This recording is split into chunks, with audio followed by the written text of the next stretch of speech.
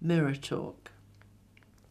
Is that my mother now behind the glass, looking dark-eyed and weary, as if doubting whether I can be trusted to count pills, check blood sugar, or put lancets into a sharp's box?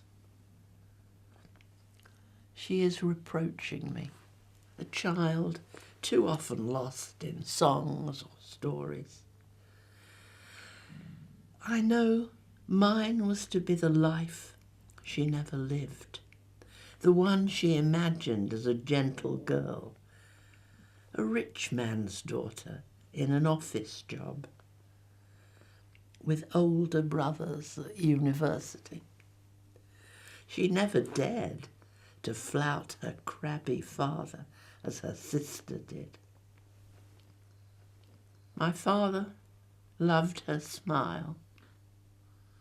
She loved his working-class ebullience, but they married late, and I was the only child. Mother, in middle age, you explained unhappily, I wanted a brother. How rhesus negative blood made you miscarry, and later babies died and left you ill. There could be no other children after me. I turned away from your shyness and delicacy, so slender-wristed, slim-fingered, all your shoes, size 3. Not seeing the stamina you needed to live alongside my father's euphoric generosity, his drama of disaster and resilience, or how his laughing indulgence stole my love, while you read school reports, met teachers, dabbed my chicken pox at night, feeling it was always to him I turned in adoration. When Cambridge against the odds welcomed me in, a Midlands grammar school girl, with some talent, but no self-discipline, always lacking worldly common sense, you mistook my precocity for ambition. But I was only a wistful dreamer. A contender needs focus and direction.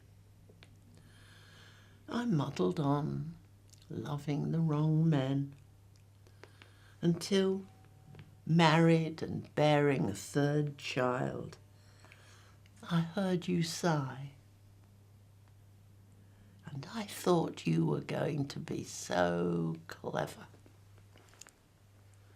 I did not emulate my uncles' lives, spent graciously in serving public good, their pleasure, clubs, fine meals, and cultured friends.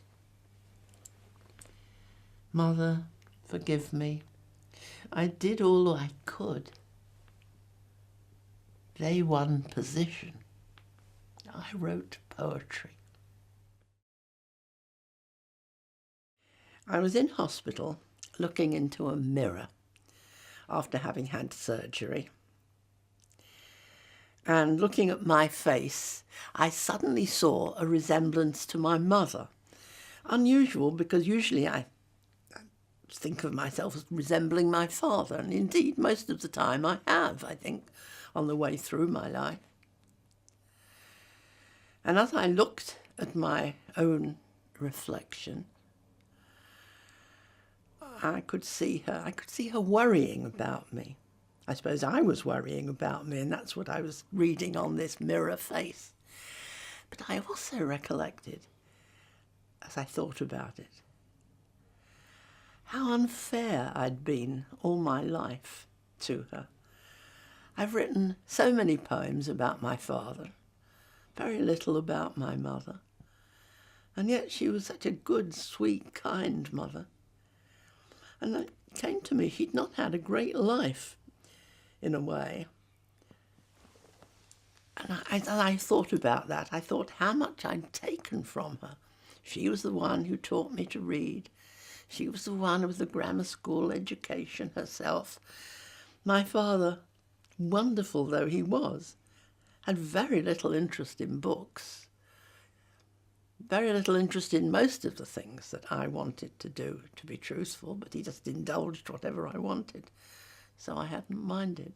But my mother, it came to me then, just wanted me to be taking the place of the person she might have been if she'd been a boy herself. And her brothers were very successful. So I thought about that, and the poem was occasioned by those thoughts, not altogether painless thoughts, but some appreciation as well for her.